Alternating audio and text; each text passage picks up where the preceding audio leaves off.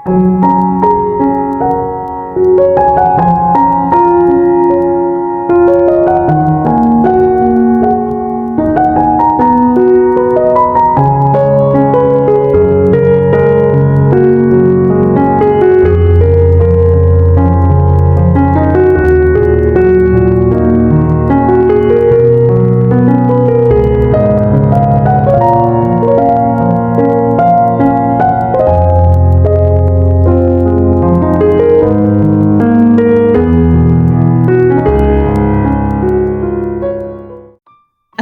আলাইকুম, আমি মুক্তা আছি আপনাদের সাথে। যে যেখান থেকে আমার আজকের ভিডিওটি দেখছেন, আশা করছি সকলে আল্লাহর রহমতে সুস্থ এবং ভালো আছেন। আমিও আলহামদুলিল্লাহ ভালো আছি। শীতের শুরুতেই তেমন একটা শীত পড়েনি। এতদিন মনে হয়েছিল এবছর হয়তো বা গত বছরের মতো তেমন একটা শীত পড়বে না। পুরো নভেম্বর ডিসেম্বর মাসটাই শীত ছাড়া কেটে গেছে। আমরা এতদিন চিটাগংয়ে ছিলাম, সেখানেও তেমন একটা শীত পড়েনি। এবার আমরা ঢাকায় চলে এসেছি। আসার পর থেকে একেবারে হাড় কাঁপানো শীত, শৈত্যপ্রবাহ চলছে, সূর্যের মুখ তো একেবারেই দেখা যাচ্ছে না ঢাকা শহরে। আর এই প্রচণ্ড ঠান্ডার মধ্যে আপনারা কে কেমন আছেন, বাচ্চারা কেমন আছে কমেন্টে জানাবেন। চিটাগং থেকে আসার সময় আমার সাথে আমার যাও এসেছে, তার 2 বছরের একটা মেয়ে আছে। তো আমরা সবাই মিলে কয়েকদিন পর একটা জায়গায় বেড়াতে যাব, তো সেটাও আপনাদের সাথে শেয়ার করব ইনশাল্লাহ। তো বাসা মোটামুটি এখন বরফুরা আছে। সোহা সিয়ামের স্কুল তেমন একটা পুরোপুরি চালু হয়নি, তাদের এখনও বই দেয়নি, রেজাল্ট দিয়েছে আর কি। তো শীতের এই দিনে ঘরের কাজকর্মগুলো ধাপে ধাপে আমি যেভাবে গুছিয়ে করছি তার কিছু অংশ আপনাদের মাঝে শেয়ার করছি। আশা রাখছি পুরো ভিডিও জুড়ে সাথেই থাকবেন, আপনাদের ভালো লাগবে। একজন মায়ের বা একজন গৃহিণীর গরমের দিন বা শীতের দিনের মধ্যে তেমন কোনো পার্থক্য নেই। সারা বছরই তার কাজের গতি একই নিয়মে একই গতিতে চলতে থাকে। তো খুব ভোরে ঘুম থেকে উঠেছিলাম, উঠে নামাজ শেষ করে কিছুক্ষণ কোরআন তেলাওয়াত করেছি, তারপর করে কাজে কোমর বেঁধে লেগে পড়েছি। এতদিন যেহেতু বাসায় ছিলাম না, তো বাসার অবস্থা নাজেহাল। প্রায় 20 দিন মতো আমরা বাড়িতে ছিলাম। তো এরই মাঝে সোহার বাবারা কিন্তু রান্নাবান্না করে খেয়েছে। তারা দরজা জানলা তেমন একটা খুলেনি, সকালে চলে যেত আবার রাতে এসে রান্না করে খেতে, এভাবেই চলছে তাদের দিনকাল। তো যাই হোক, আমি বাসায় এসে আগে ক্লিনিংয়ের কাজটা শুরু করেছি। আর এদিকে সকালে সবাই ঘুম থাকতে থাকতে সকালে নাস্তা তৈরি করার আগে ড্রয়িং রুম আর ডাইনিং রুমটা একটু ক্লিন করে নিচ্ছি। হালকা একটু গরম পানি করে নিয়ে একটু ডিটারজেন্ট নিয়ে তারপর একটা ন্যাকড়ার সাহায্যে সব কিছু মুছে নিচ্ছি। শীতকালে দেখবেন ময়লা একেবারে উঠতে চায় না, পরিষ্কার হতে চায় না। তো হালকা একটু গরম পানি করে তার মধ্যে ভিম লিকুইড বা একটু ডিটারজেন্ট নিয়ে যদি এভাবে ক্লিন করা যায় তাহলে খুব সহজেই ধুলাবালি বা ময়লা উঠে আসে। আর যারা বেশি পানি নাড়াচাড়া করতে পারেন না, অল্পতেই ঠান্ডা লেগে যায়, ঠান্ডাজনিত সমস্যা আছে, তারা করে কাজগুলো করার আগে চুলার মধ্যে এক পাতিল গরম পানি করে নেবেন এবং সেই গরম পানি মিক্স করে কুসুম গরম পানি দিয়ে দিয়ে করে কাজগুলো করে নেবেন। এই মুহূর্তে যদি আপনি ভিডিওটি দেখে থাকেন তো প্লিজ একটি লাইক দিয়ে বাকি ভিডিওটা কন্টিনিউ করবেন। আপনার একটি লাইক আমার ভিডিওটি অসংখ্য মানুষের কাছে পৌঁছে দিতে সাহায্য করে। আর যদি চ্যানেলে নতুন হয়ে থাকেন, যদি এই ধরনের ভিডিওগুলো দেখতে আপনি পছন্দ করেন, চাইলে চ্যানেলটি সাবস্ক্রাইব করে রাখতে পারেন। কাজগুলো যদি আপনি অলরেডি করে থেকে থাকেন তো আপনাকে জানাই অসংখ্য ধন্যবাদ। আমি বাড়িতে থাকতে সোহার বাবা তার এক পরিচিত জনের কাছ থেকে অনলাইনে কিছু গুড় অর্ডার করেছিল। সেগুলো হাতে পেলে সে আর খুলে দেখেনি, ওই অবস্থায় নর্মাল ফ্রিজে রেখে দিয়েছিল। তো আমি এসে সেগুলো খুলে নিচ্ছি। আর এখানে 3 ধরনের গুড় ছিল, পাটালি গুড়, খেজুরের গুড় আর নলেন গুড়। খেজুরের গুড়টা প্যাকেটের মধ্যে অনেকটা পড়ে গিয়েছে, তো কমেও গিয়েছে আর কি। তো যাই হোক, নলেন গুড় আর খেজুরের গুড়টা আমি নর্মাল ফ্রিজে রেখে দিয়েছি। পাটালি গুড়টা একটু ভেঙে নিব, অল্প কিছু দিয়ে এখন পাপা পিঠা তৈরি করব, বাকিটা আবার বক্স করে নর্মাল ফ্রিজে রেখে দিব। তো বাড়ি থেকে আসার সময় খেজুরের রস এনেছিলাম, আর সাথে আমার মা আর শাশুড়ি দুজনেই চালের গুঁড়ি দিয়েছিল, নতুন দানের চালের গুঁড়ি। তো সেগুলা দিয়ে ভাপা পিঠা তৈরি করছি। আর গতকালকে গুঁড়িগুলা একটু লবণ আর পানি দিয়ে মেখে রেখে দিয়েছিলাম, আর সকালে উঠে একটু চেলে তারপর পিঠাগুলা তৈরি করে নিব। আমরা বাড়ি থেকে ভাপা পিঠা দিয়ে খেজুর রস দিয়ে খেয়ে এসেছি। তো সোহার বাবা যেহেতু খেতে পারেনি, তো তার জন্য রস নিয়ে এসেছি আর ভাপা পিঠা তৈরি করে তাকে রস দিয়ে খাওয়াবো। ভিডিওর এ পর্যায়ে একজন আপুর কমেন্ট পড়ে নিচ্ছি। ঝুমুর বেগম আইডি থেকে ঝুমুর আপু কমেন্ট করেছিলেন আমার গত ভিডিওতে, আপু তোমার কথা অনেক ভালো লাগে, আপু তোমার বাড়িটিও অনেক সুন্দর, তোমার কথা শুনলে মন খারাপ থাকলেও মন ভালো হয়ে যায়। তো আপু তোমার ভিডিওতে আমার নামটা নিও। এই তো ঝুমুর আপু, আপনার সুন্দর কমেন্টটা আমি আমার ভিডিওতে পড়ে নিয়েছি এবং আপনার নামটাও নিয়েছি। তো এরকম আরও অসংখ্য আপুরা আছেন যারা আমাকে প্রতিনিয়ত সুন্দর সুন্দর কমেন্ট করে অনুপ্রাণিত করেন। তো আপনাদের সবাইকে জানাই অসংখ্য অসংখ্য ধন্যবাদ, আর মন থেকে অনেক অনেক ভালোবাসা এবং দোয়া রইল আপনাদের জন্য। এদিকে বাফা পিঠা তৈরি করার জন্য চালের গুঁড়া রেডি করে নিচ্ছি। অনেকের আছে বাফা পিঠা পারফেক্টভাবে হয় না, ভেঙে যায়, জুজুরে হয়ে যায়, বড় বড় দানা হয়, অনেকের অনেক রকমের সমস্যা হয়। তো একটা সময় আমিও কিন্তু পারফেক্টভাবে পারতাম না, অনেক সমস্যা হতো, জুরজুরে হয়ে পড়ে যেত, কোনোরকমভাবে পিঠাটা হতো না আর কি। তো এখন আলহামদুলিল্লাহ কোনো সমস্যা হয় না, পারফেক্টভাবে পাপা পিঠা তৈরি করতে পারি। আসলে যে কোনো কাজ শুরুর দিকে প্রথমে নতুন নতুন করতে গেলে দু একবার ভুল হয়েই থাকে, এরপর কিন্তু আস্তে আস্তে ঠিক হয়ে যায়। তো আপনাদের যাদের এই ধরনের সমস্যা আছে তো তাদেরকে বলবো, চালের গুঁড়া যখন আপনারা মেখে নেবেন পানি আর লবণ দিয়ে, সেই পর্যায়ে পারফেক্টভাবে একদম তৈরি করে নিতে পারলে তাহলে পাপা পিঠাগুলো পারফেক্ট হবে। তো আসলে পানি দিয়ে চালের গুঁড়ি মাখার ক্ষেত্রে ওই সমস্যাটা হয়ে থাকে, ভুল হয়ে থাকে আর কি। তো এমনভাবে চালের গুঁড়িগুলো পানি দিয়ে মাখাতে হবে যেন হাতে মুষ্টি করলে দলা পাকানো যায়।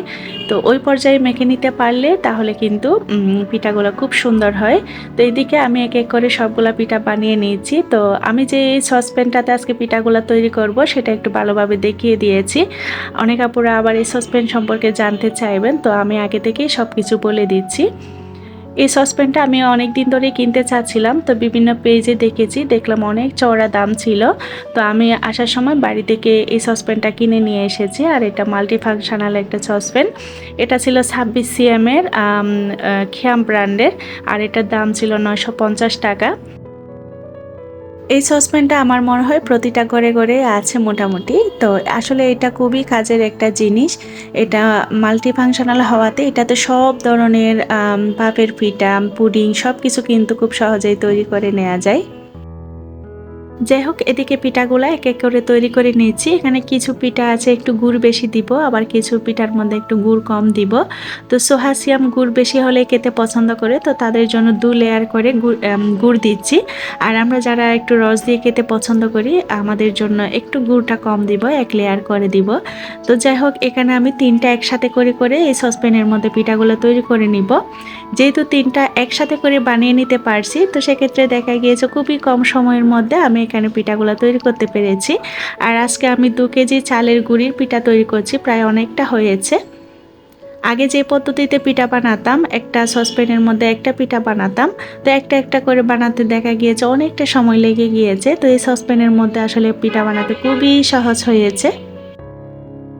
আর এই সসপ্যানের সাথে একটা বাটি সাথে দেওয়া থাকে, যে এই বাটিটা, তো বাকি 2টা বাটি আমার আগে ছিল ওগুলা, আর এটা দিয়ে 3টা করে করে বানিয়ে নিয়েছি, 2 শেপের হয়েছে আর কি। তো সবগুলা পিঠাই মাশাআল্লাহ আলহামদুলিল্লাহ খুবই সুন্দর হয়েছে। সবাই ঘুম থাকতে থাকতে আমি সবগুলা পিঠা বানিয়ে নিয়েছি। তবে শেষ পর্যায়ে আমার যা উঠেছে, তো তাকেও নাস্তা দিয়ে দিয়েছি গরম গরম পিঠা দিয়ে, রস দিয়ে। তো আমিও খেয়ে নিয়েছি। তো বাকিরা যে যখন উঠবে তখনই দিব। এই পিঠাগুলো চাইলে অনেকে আবার আগুনে সরাসরি সেঁকে একটু পোড়া পোড়া করে খেতে পছন্দ করে। তো আমাদের ফ্যামিলিতেও এমন পাবলিক আছে, আবার কেউ কেউ আছে একটু গরম তুলতুলে এভাবে খেতে পছন্দ করে। তো যে যেভাবে খেতে চায় তাকে সেভাবে করে দিব।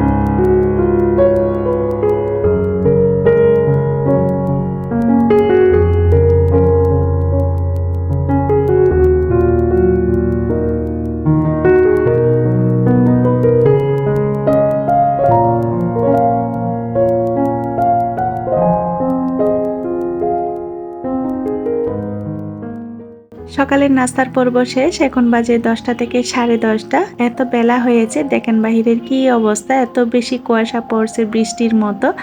তো এই সময় সবচেয়ে বড় সমস্যা হচ্ছে কাপড় শুকানোটা। ছাদে অলরেডি রশি টাঙিয়ে নিয়েছি আর আমার যাকে দিয়ে সব কাপড় চোপড় ছাদে পাঠিয়ে দিয়েছি। বারান্দার মধ্যে ৩ দিন থাকলেও কোনো কাপড় শুকাতে চায় না, আর শীতের দিনে তো ভারী ভারী সব কাপড়, দেখা যাচ্ছে একটা কাপড় ধুলে সেটা শুকাতে ৩-৪ দিন লেগেই যাচ্ছে। এই ঠান্ডার দিনে সকালে কম্বল ছেড়ে বিছানা থেকে উঠতে একদমই মন চায় না। তারপরও নির্দিষ্ট সময়ের মধ্যে করিডোরে ঘুম থেকে উঠে সব কাজ শেষ করে নিতে হয়। যেহেতু স্কুল গোয়িং বাচ্চা আছে, আবার ছোট বাচ্চা আছে, দেখা যায় ঘুমের মধ্যে থাকা একদমই সম্ভব হয় না। যাই হোক, একদিকে ভালোই হয়েছে, দেখা যায় কম্বল মুড়িয়ে যদি আলসেমি করে শুয়ে থাকি, মনে হয় যেন সব শীত আমার গায়ে চেপে বসেছে। তো দেখতে পাচ্ছেন আমার গায়ে কিন্তু কোনো সোয়েটার নেই। আমি কিন্তু অনেক আগে সোয়েটার খুলে নিয়েছি। কিচেনে কাজ করছি, এটা সেটা করতে করতে দৌড়াদৌড়ির মধ্যে দেখা যায় আমার আর শীত লাগে না। তো যারা হাত পা গুটিয়ে বসে থাকে আসলে তাদেরই বেশি শীত লাগে আমার মনে হয়। তো আমার আসলে প্রতিদিনই এরকম হয়, সোয়েটার তেমন একটা পরা হয় না, কাজের মধ্যেই থাকি। তো দৌড়াদৌড়ির মধ্যে যেহেতু থাকি, তো তেমন একটা শীত বুঝতে পারি না। তো এরপরে দরজা জানলাগুলো এখন পর্যন্ত খুলিনি, তো কিছুক্ষণের জন্য আরও কিছু সময়ের পর খুলে দিব। একেবারে বন্ধ রাখাটাও কিন্তু ভালো না। তো এদিকে এবার বারান্দায় চলে এসেছি। হালকা হালকা একটু মনে হচ্ছে আজকে সূর্যের মুখ দেখতে পাবো, তবে সেটা আরও পরে। তো বারান্দায় এসে দেখলাম গাছগুলা অনেক বড় হয়ে গিয়েছে, অনেকদিন যেহেতু বাসায় ছিলাম না। বারান্দায় ২টা টবের মধ্যে বেশ অনেকটা পুঁইশাক লাগিয়েছিলাম। তো মূলত এগুলো আমি বাবুর খিচুড়িতে দিতাম, আমরা কখনোই রান্না করে খাইনি। তো বাড়িতে অনেকদিন থাকাতেই সেগুলো অনেক বড় হয়ে গিয়েছে, জুপের মতো হয়েছে, ফুলও এসেছে সাথে দেখলাম। তো পুঁইশাকের ফুলগুলো খেতে বেশ ভালোই লাগে। তো আমি আগে কখনো খাইনি, বাড়িতে গিয়ে আমার ননদের বাসায় গিয়ে পুঁইশাক ফুলটা খেয়ে আমার খুবই ভালো লেগেছে। তো ভাবলাম আজকে সবগুলা কেটে রান্না করে ফেলবো। তো সব ফুল আর পাতা সব তুলে নিয়েছি, আর যে লতাগুলো অনেক বড় হয়েছে উপরের দিকে উঠে গিয়েছে, তো সবগুলা কেটে নিচ্ছি। নিজের লাগানো বারান্দা বাগান থেকে শাক তুলছি, অন্যরকম একটা ফিলিংস, খুবই ভালো লাগা কাজ করছে। আর বেশ অনেকটা পরিমাণে শাক পেয়েছি, তবে ধুলোবালির পরিমাণটা একটু বেশি যেহেতু বারান্দায়, তাই খুব ভালোভাবে ধুয়ে তারপর রান্না করতে হবে।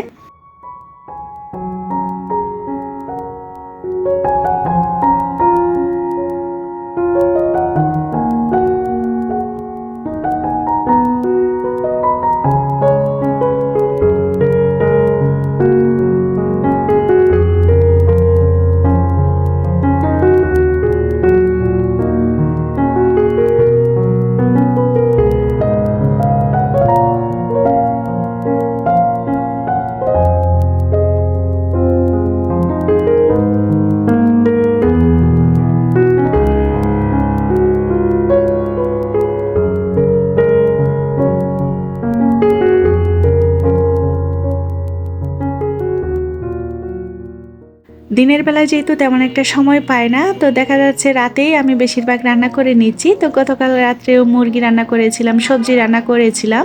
তো আজকে দুপুরে শুধুমাত্র শাকটাই রান্না করে নিচ্ছি, আর চিংড়ি মাছ মসুরের ডাল দিয়ে শাকটা রান্না করব, সাথে একটা নতুন আলু অ্যাড করব। তো সয়াবিন তেলের মধ্যে পেঁয়াজ কুচি আর কাঁচামরিচ কুচি দিয়েছি, আর রসুন কুচি দিয়েছি। আর শাকের মধ্যে রসুন বাটা চেয়ে রসুন কুচি দিলে বেশি টেস্টটা ভালো আসে, আর শাকটা বেশি ঘন ঘন হয়ে যায় না, খেতে ভালো লাগে। আর সব ধরনের মশলা অল্প অল্প করে দিয়ে তারপর ডালটা দিয়েছি, এরপর আলু আর চিংড়ি মাছ সব কিছু দিয়ে ভালোভাবে একটু কষিয়ে নিব। তারপর ঝোলের পানি দিয়ে শাকটা অ্যাড করে দিলে শাক রান্নাটা হয়ে যাবে। তো সাথে একটা দেশি টমেটো অ্যাড করে দিচ্ছি, যেহেতু টমেটোর সিজন। আর এভাবে পুঁই শাক রান্নাটা করলে খুবই মজার হয়।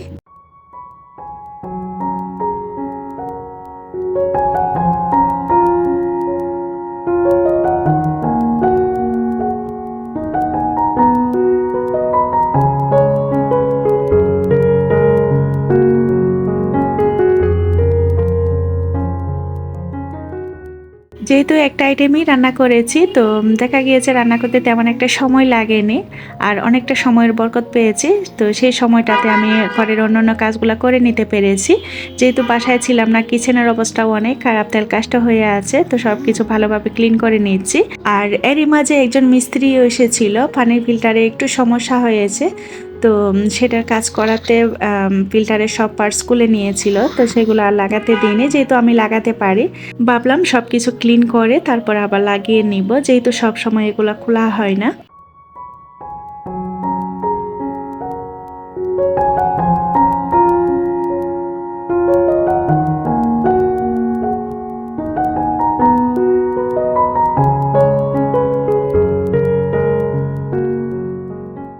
কিচেনের এই কাজটা শেষ করে ভাবলাম যে আজকে আর কোনো কাজ করব না, আজকের মতো কাজ এখানেই শেষ করব, বাকি কাজটা কালকেই করে নিব।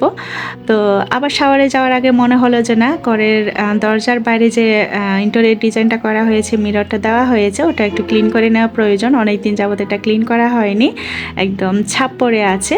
তো আসলে এটা আমরা দু ফ্যামিলি মিলেই লাগিয়ে নিয়েছি শেয়ারে, তো মিডলে লাগানো হয়েছে আর কি। তো এরপরও দেখা যাচ্ছে সব সময় প্রতিনিয়ত এটাকে আমাকেই ক্লিন করতে হয়। আসলে যারা সব সময় পরিপাটি পরিষ্কার পরিচ্ছন্ন থাকতে পছন্দ করে, তাদের কোনো কাজে আর কষ্টের মনে হয় না, তারা এরকমই হয়ে থাকে।